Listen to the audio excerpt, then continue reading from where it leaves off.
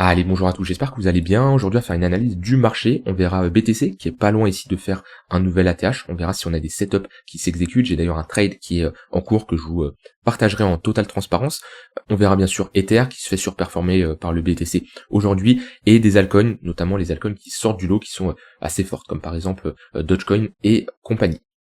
Avant de commencer l'analyse, je vous rappelle, il vous reste maintenant 5 jours pour profiter de l'offre en cours pour ce Black Friday, 200 € offerts sur le programme Devenir Trader, un programme qui permet à quiconque de maîtriser l'analyse technique, d'avoir une stratégie de trading rentable et être autonome sur les marchés, 15 modules, plus de 25 heures de vidéos où je te partage tout simplement toutes les connaissances qui m'ont permis de devenir rentable aujourd'hui, en passant par le money management, l'analyse technique, comment localiser un trade, les différentes stratégies, méthodes et setups que j'utilise au quotidien, mes outils, mes indicateurs et mes fichiers que je vais te partager, je vais te montrer comment les utiliser, comment bien gérer son risque, la psychologie de marché, comment toi créer ta propre stratégie de trading, mes setups d'investissement et mes setups de trading, le mindset et la psychologie en trading, et j'en passe. 15 modules, plus de 25 heures de vidéo, je te partage toutes mes connaissances que j'ai acquises, plus un accompagnement sur le long terme où je t'accompagne tout simplement jusqu'à ta réussite. Tu peux profiter de 200 € offerts jusqu'à dimanche soir et ensuite l'offre expirera. Si tu veux nous rejoindre, clique tout simplement sur le premier lien en description.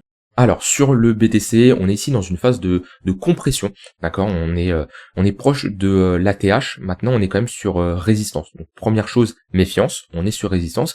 Ce genre de compression a plus de chances de break par le haut. Pourquoi ? Parce qu'on est précédé par une dynamique haussière. Il y a plus de chances ici d'avoir une continuation de ce niveau-là et d'aller chercher les 98 000, 100 000 $. Maintenant, comme je dis, on est sur résistance. Donc on n'anticipe jamais la cassure. Soit vous cherchez à vous positionner sur une extrémité basse, comme ce niveau-là, qui est tout simplement cette trendline haussière, soit alors vous attendez un break et un pullback. Voilà, c'est les deux manières de se positionner, mais en aucun cas on se positionne comme ça sur résistance, parce que techniquement on peut s'attendre à une réaction vendeuse, comme on a eu ici, comme on a eu ici, comme on a eu ici. D'un point de vue risk-reward en plus, ce n'est pas intéressant. Et j'ai pris un short, même si personnellement je le sens pas, parce que on est dans une dynamique de fond qui est haussière, on a plus de chances de break par le haut. J'ai un setup qui s'exécute. C'est-à-dire que j'ai l'ensemble de mes règles, la règle 1, 2, 3, etc., qui d'un point de vue technique m'a dit, ok, fonce, ton trade, ici, s'exécute. Et le setup a toujours raison.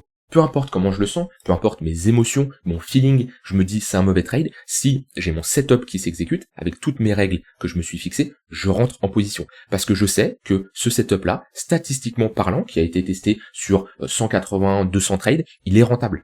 Donc, je n'écoute pas mes émotions, je n'écoute pas mon feeling, j'écoute les stats. Et le trading, c'est des stats, c'est des probabilités. C'est là l'importance d'avoir un track record, c'est là l'importance d'avoir un journal de trading qui permet de prendre du recul et savoir ce qui marche et ce qui ne marche pas.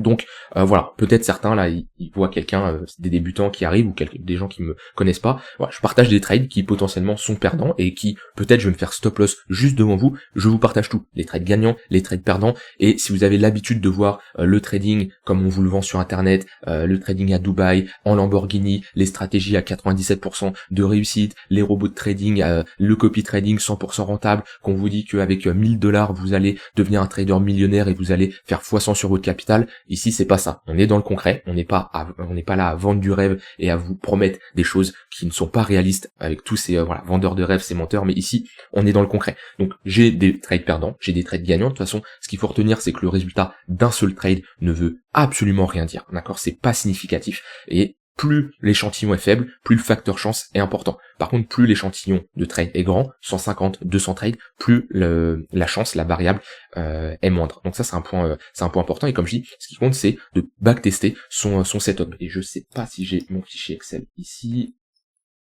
Je l'ai.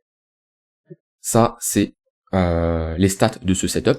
On passe par des phases de perte. C'est comme ça. Il y a des phases de drawdown, il y a des phases où on perd, mais sur le long terme, c'est un setup qui fonctionne.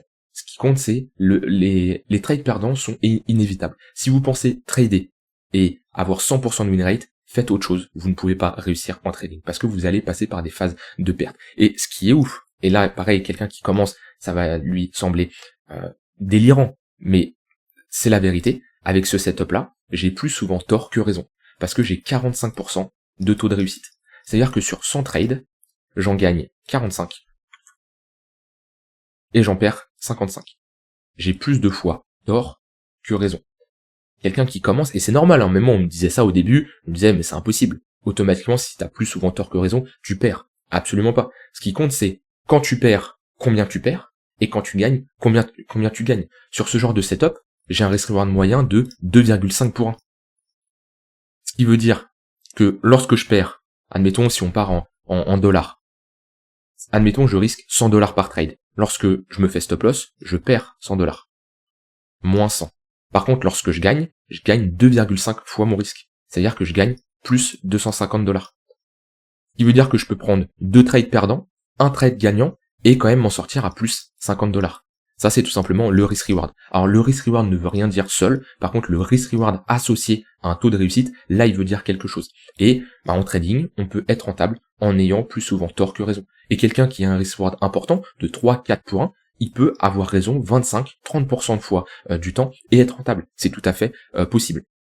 Donc voilà, ça c'est le trading, comme je dis, il y a des phases de gain, il y a des phases de perte. Les phases de perte, on ne peut pas les éviter, les phases de drawdown, tout le monde y passe. Ce qui compte, c'est avoir un setup qui, statistiquement parlant, est prouvé qu'il est rentable sur le long terme, sur un grand échantillon de trade. Et ça vous permet d'avoir confiance en votre setup. Et lorsque vous avez comme ça des scénarios où vous hésitez, parce que voilà, quand je vois le contexte, c'est plutôt bullish. J'ai pas spécialement envie de short le marché, même si on a quand même des news négatives qui arrivent, on en reparlera après. J'ai mon setup qui s'exécute, je rentre en position. Si je me fais stop loss, je le rentre dans mon journal de trading et je passe à autre chose. Et c'est comme ça, si j'ai un nouveau setup qui s'exécute, je le prendrai. Mais un setup individuellement comme ça, le résultat ne veut absolument rien dire, que ça soit gagnant ou perdant. Mais voilà, comme d'habitude, je vous partage de manière 100% transparente mes positions avec vous, qui soient gagnants ou perdants.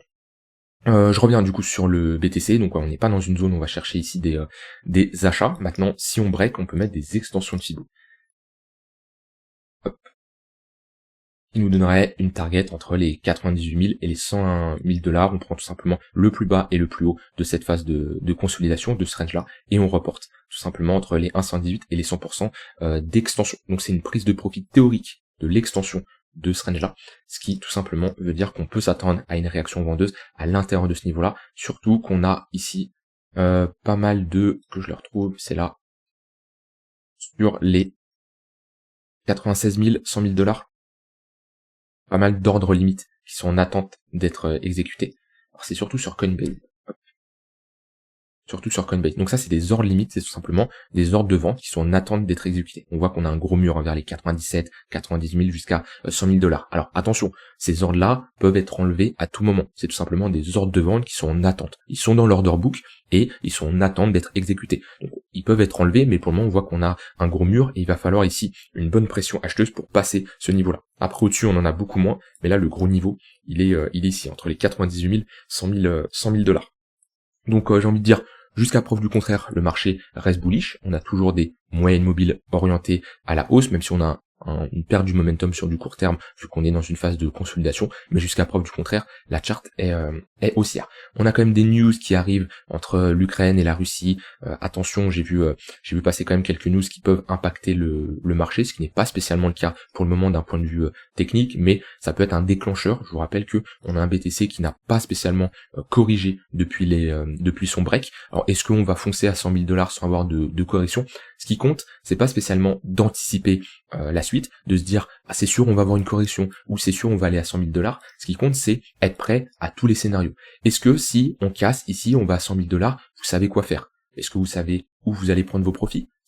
Sur quel actif vous allez rentrer en position?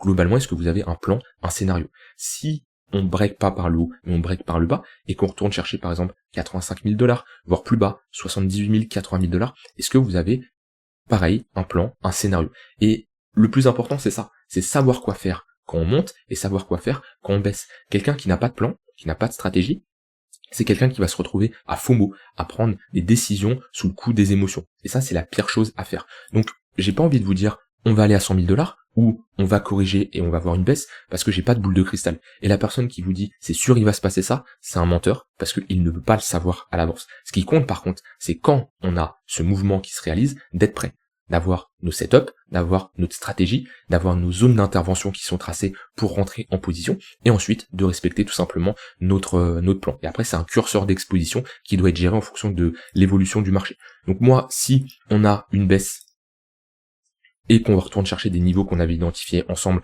pour chercher des achats, j'ai du cash disponible et je pourrais rentrer en position.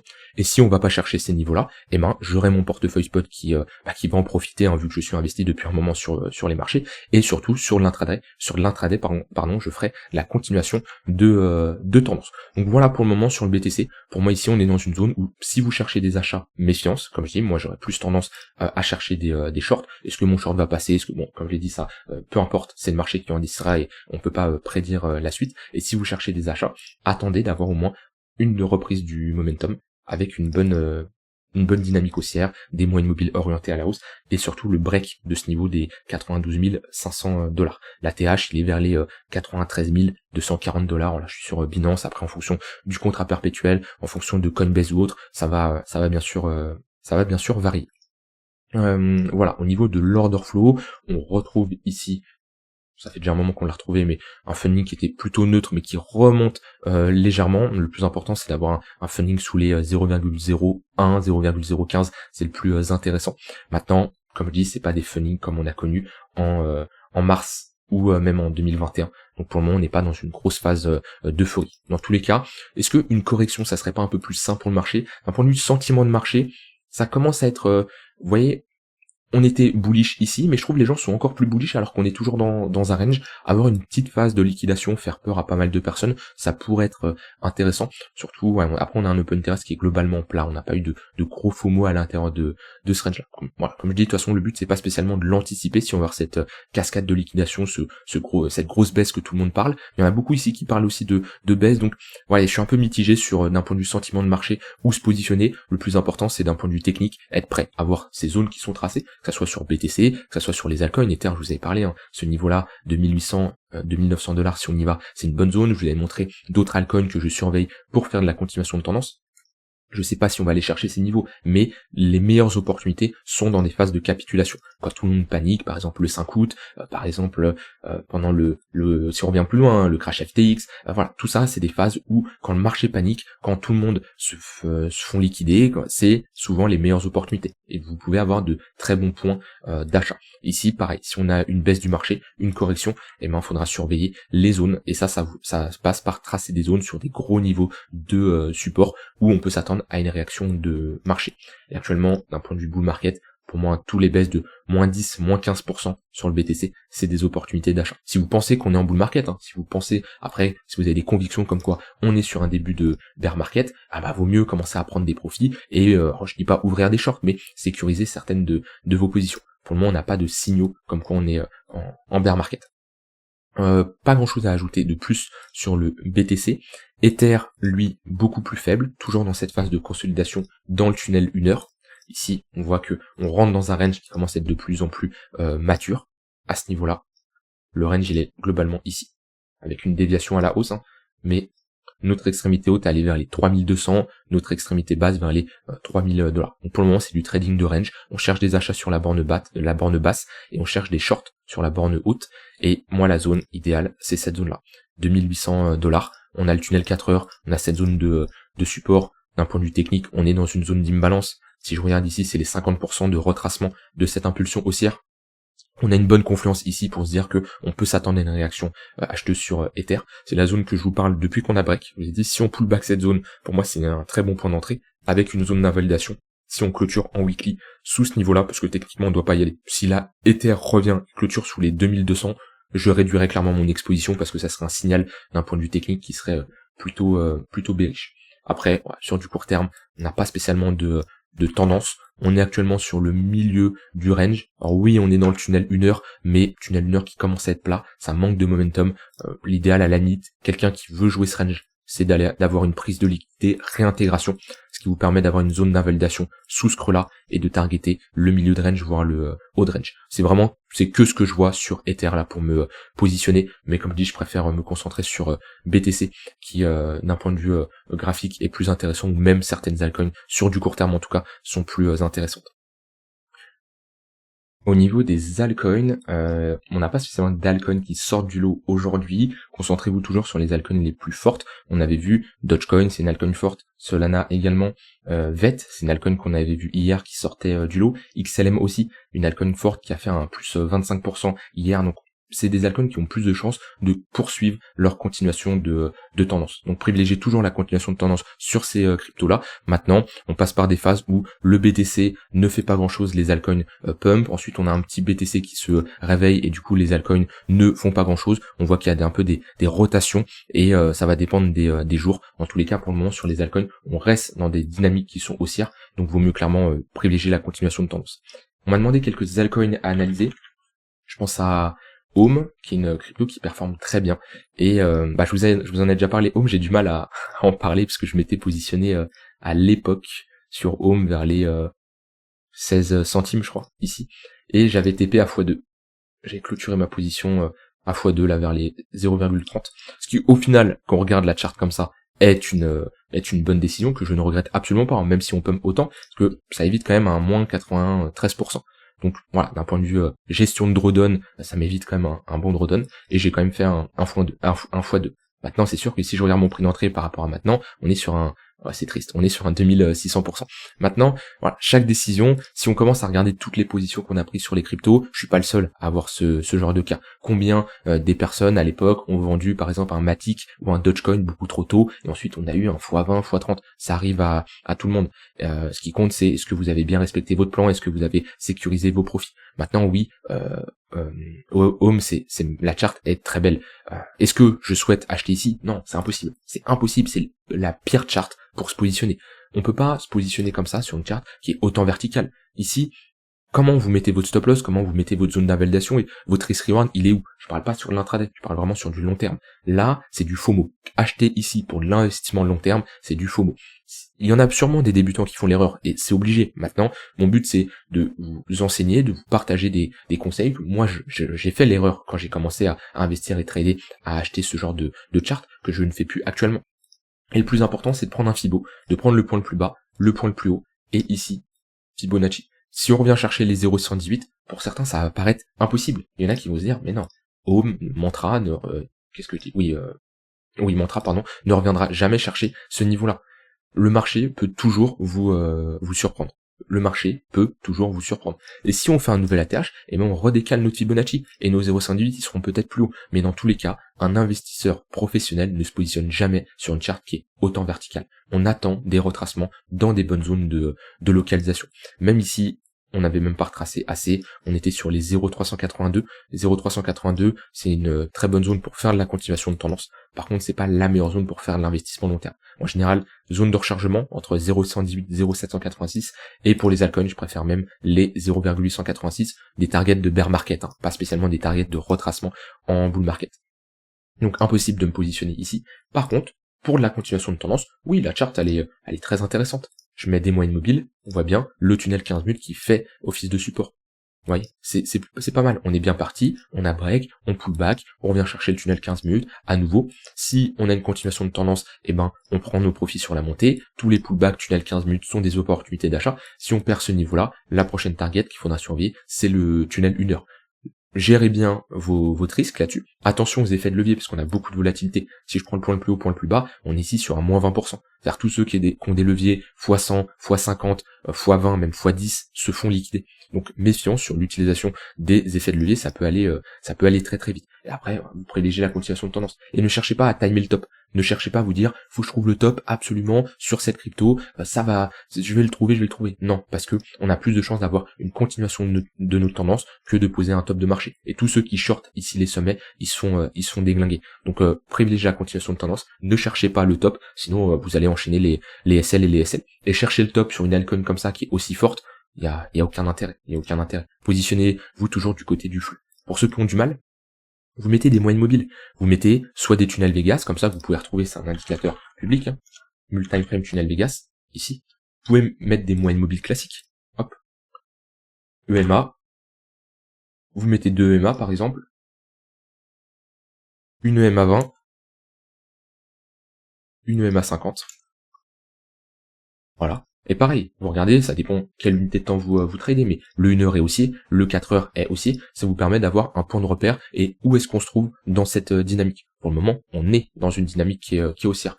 Par contre, quand on commence à avoir un affaiblissement, des patterns de top, des moyennes mobiles qui se crossent à la baisse, et on voit bien la différence ici entre une phase de hausse une pause dans notre tendance, et ici, une phase de baisse.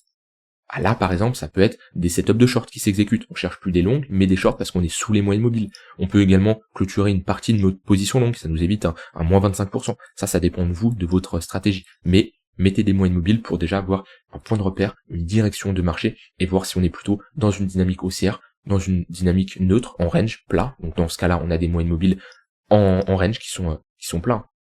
Là, ici, on est plat, là on est plat. Vous voyez, quand c'est fin comme ça, qu'on n'a pas une vraie direction de marché, c'est plat. Ou baissière, quand on a des moyennes mobiles orientées à la baisse. Mais faire cet effort-là, les moyennes mobiles, c'est souvent un indicateur qu'on commence à trader. C'est l'un des premiers indicateurs qu'on apprend.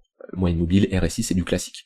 Puis on les laisse de côté. Je parle pour moi, mais je sais que c'est beaucoup de cas de pas mal. On laisse de côté. On commence à rentrer dans des indicateurs beaucoup plus compliqués, beaucoup plus farfelus, parce qu'on se dit plus c'est compliqué, plus ça va nous donner de bons résultats.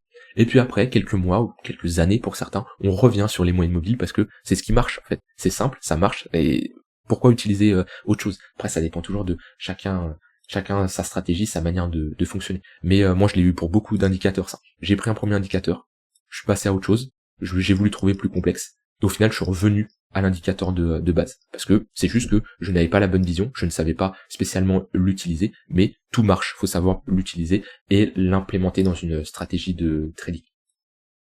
Voilà pour Mantra. Après, comme je dis, sur les autres altcoins, pas d'autres de setup qui s'exécutent. Pour le moment, je préfère être observateur. On a un Atom qui a bien réagi ces derniers jours. J'en parlais dans le Discord. N'hésitez pas à le rejoindre d'ailleurs, un groupe privé avec plein de traders qui s'entraident, en cliquant dans le lien en description. Vous pouvez retrouver le groupe privé. Je vous avais dit ce qui serait bien en weekly, donc on a encore le temps, on a encore 5 jours, ça serait d'avoir une clôture au-dessus des $7. Si Atom clôture au-dessus des $7, ici on a déjà une pattern de retournement, ce qui est bullish, mais on a surtout une déviation, réintégration d'un range, et on pourrait revisiter au moins l'extrémité haute de ce range-là. Ça serait quand même une bonne confirmation de bottom lorsqu'on réintègre un gros range comme ça, qui a duré presque 2 ans, même qui a duré 2 ans. Donc c'est normal qu'on trouve vendeur ici et qu'on a du mal à le réintégrer. Par contre, si on le réintègre, c'est un signal assez bullish. Donc on verra en fonction de la clôture weekly ce que ça donne.